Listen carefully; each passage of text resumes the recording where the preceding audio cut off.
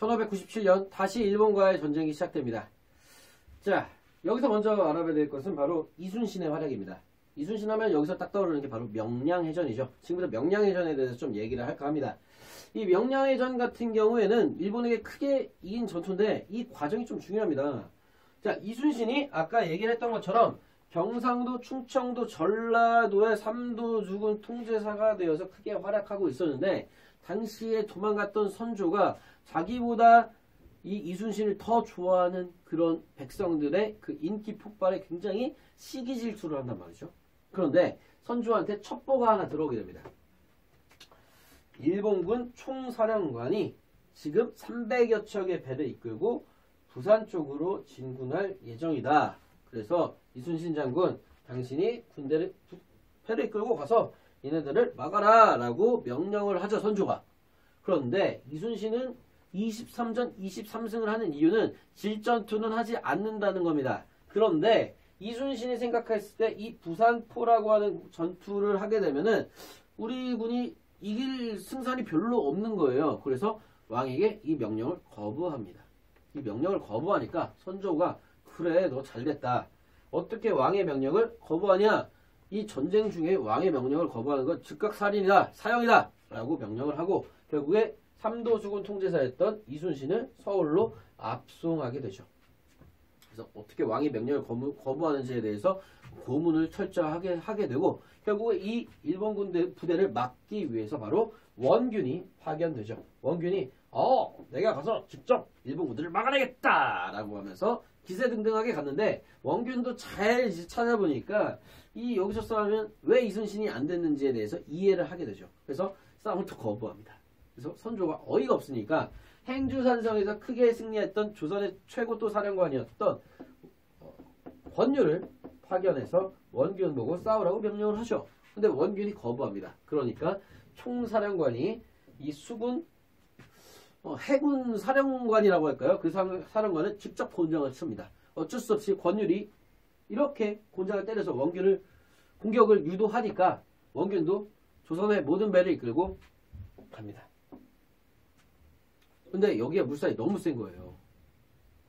근데 옛날에는 배를 사람들이 노를 젓잖아요. 그러다 보니까 이제 사람들이 지치게 되죠. 그러면 이제 목이 마르고 물을 마셔야겠죠. 그래서 섬에 정착을 해서 물을 기르던 와중에 일본군의 습격을 받게 됩니다.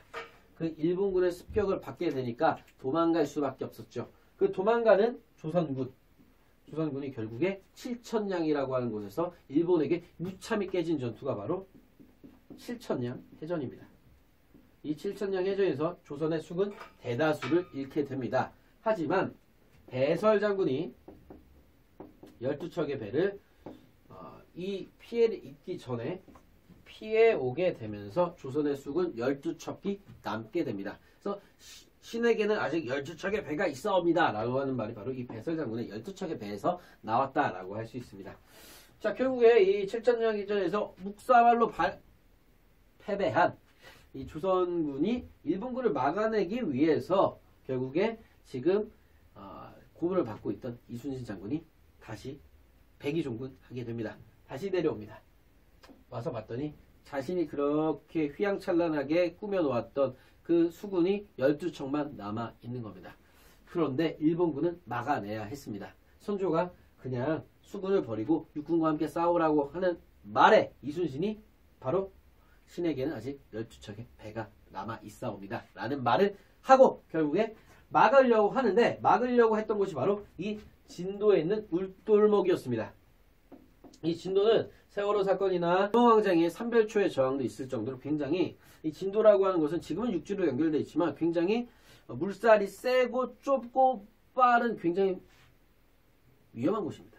이 진도를 꼭 거쳐 나가야만 일본의 보급로도 원활히 진행되기 때문에 이 진도를 막으려고 계획을 하게 됩니다. 12척의 배로요. 자, 12척의 배가 일본군 300여 척이 오는 것을 막으려고 합니다. 이 장면을 좀 세세하게 보겠습니다. 이 진도 명량 울돌목을 일본군 300여 척이 통과를 해야 안정적으로 보급로도 확보할 수 있고 이순신도 제압할 수 있었습니다.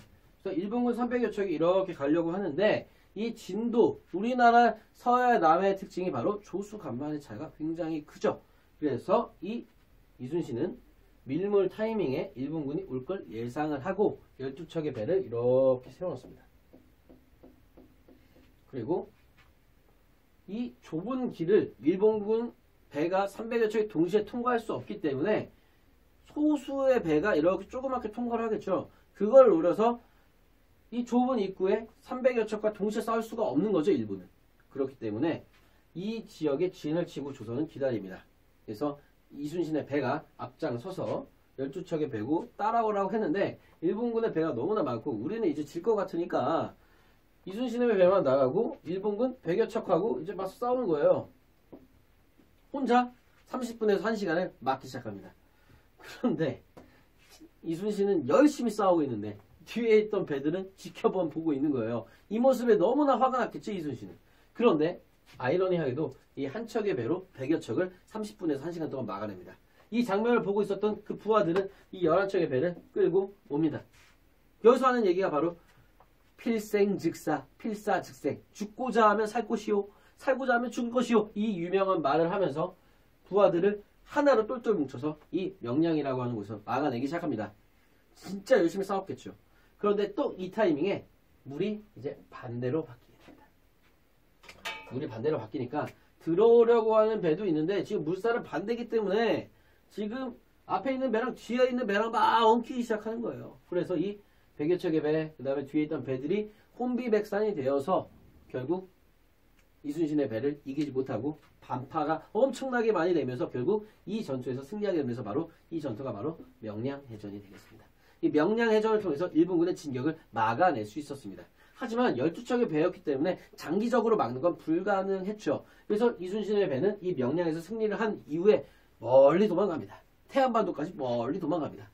일본군은 전해를 다시 가다듬은 다음에 이순신의 배를 찾기 위해 밤낮을 가리지 않고 돌아다닙니다. 하지만 이순신의 배를 찾을 수가 없었어요. 너무 동해 번쩍 서해 번쩍 도망갔기 때문에 아예 흔적조차 찾을 수 없었다고 알려져 있습니다.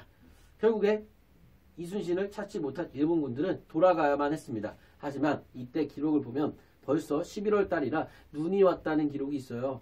그 정도로 굉장히 추위에 떨면서 돌아가게 됩니다.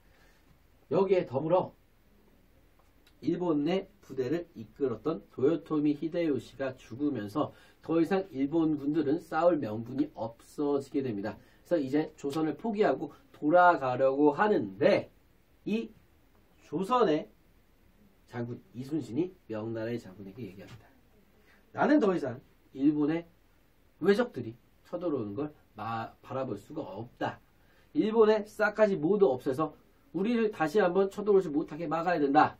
라고 이야기하면서 나아간 전투가 바로 노량해전이죠. 이 노량해전에서 끝까지 일본군들을 쳐부수다가 일본군의 총탄에 맞아 내 목숨을 적에게 알리지 마라 라고 하는 유명한 말을 남기면서 끝까지 일본군들을 막아내려고 하면서 노량해전을 끝으로 일본과 조선 그리고 명나라의 임진왜란은 끝나게 됩니다. 우리나라 국토에서 열심히 일본군을 막아냈기 때문에 우리의 피해도 엄청나게 많았으나 결국에 일본과의 전쟁은 마무리되게 됩니다. 이 전쟁의 결과 우리 국토는 7년 동안의 전쟁으로 인해 많이 황폐화가 되게 됩니다.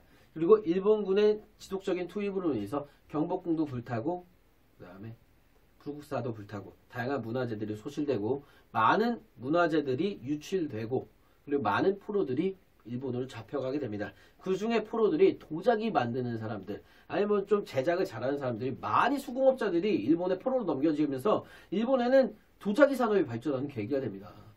그 도자기를 바탕으로 서양과 교류를 하기도 하고요.